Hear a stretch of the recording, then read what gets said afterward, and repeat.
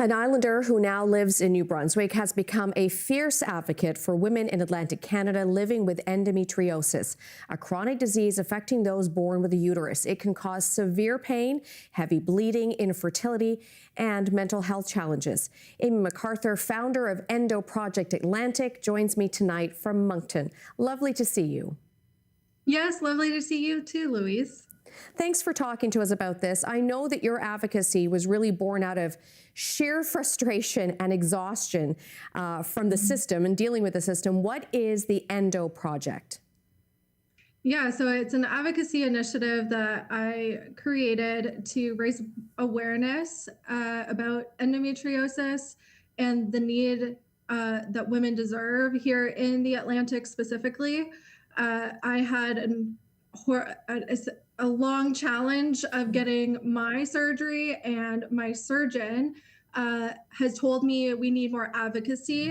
And I went home for my doctor's appointment in February and I created the Endo Project.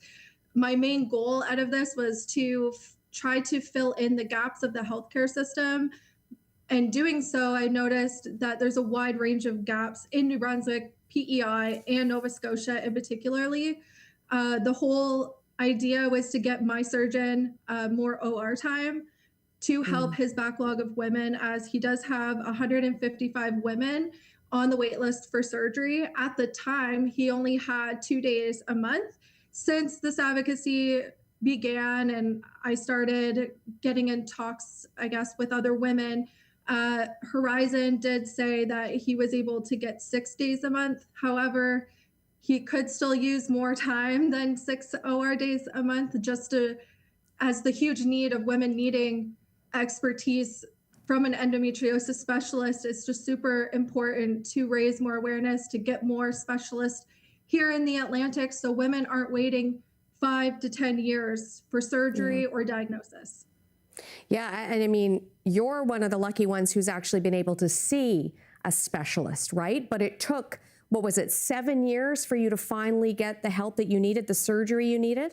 Yes, it took overall 7 years. When I moved back to PEI in 2019 to have my son, I started advocating, saying, I need surgery. The pain medication's no longer working. I was then referred to a gynecologist on the island, and then same thing, just pumping me up with medications instead of actually attacking the issue. And then I ended up going back to another OBGYN on the island. And then that doctor finally was like, no, you need surgery. And then put me in front of Dr. Morton here in New Brunswick. And that's kind of how it all transpired. I waited I was waiting on his wait list since August of 2024. And I just had my surgery last week on April 15th. And you're feeling good now, but you're feeling better now. This was debilitating for you. 100%. It really started going downhill. I want to say last June is really when I started noticing the effects. I couldn't do yoga anymore because my hip, it's like I had endo in my ligaments. I knew that's where it was. I had no mobility in my hip whatsoever. So I had to stop doing yoga. And then it just kind of went downhill from there. I couldn't do long walks. I couldn't go outside, play with the kids. I couldn't take my dog for a walk. It just started getting really worse. And I just felt like, I was like, okay, like I can't keep going on like this. And that's honestly what motivated me to create the Endo Project Atlantic, to try to raise more awareness of the healthcare gaps. Because majority of the women that are coming to see my surgeon, Dr. Morton, are coming from PEI too, and they're coming from Nova Scotia. They're all coming here in New Brunswick to see him. Now you're in the position you're in. You're an advocate. You've had your surgery. What needs to happen, in your opinion, to provide better access for everyone? For starting at the family medical initiative, starting at that layer, what needs to happen is family doctors need to educate themselves in endometriosis. They need to educate themselves in the signs of endometriosis as well as bowel endometriosis, because when somebody has bowel endo, we're automatically assumed it's IBS because it's the exact same symptoms.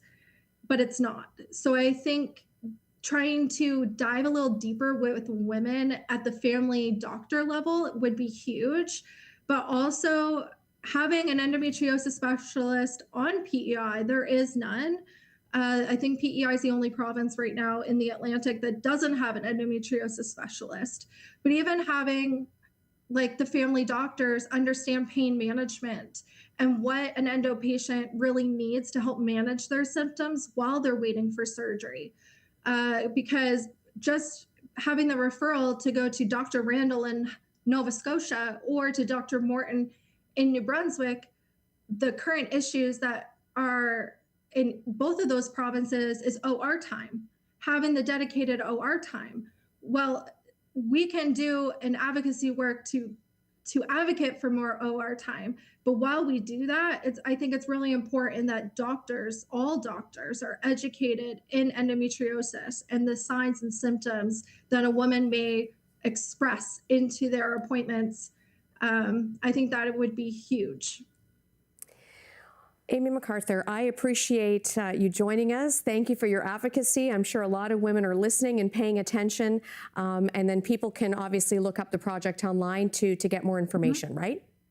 Yes, of course. Yeah, so you can find the Endo Project Atlantic on Facebook, Instagram, and I will be posting kind of what we're doing, what initiatives we're doing. Like coming up in May, we're going to be getting a team together in Halifax and possibly Charlottetown as well to do a run to end Endo 2026.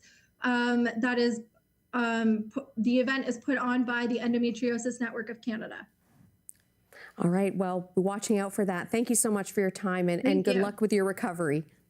Thank you so much, Louise. Thanks for having me.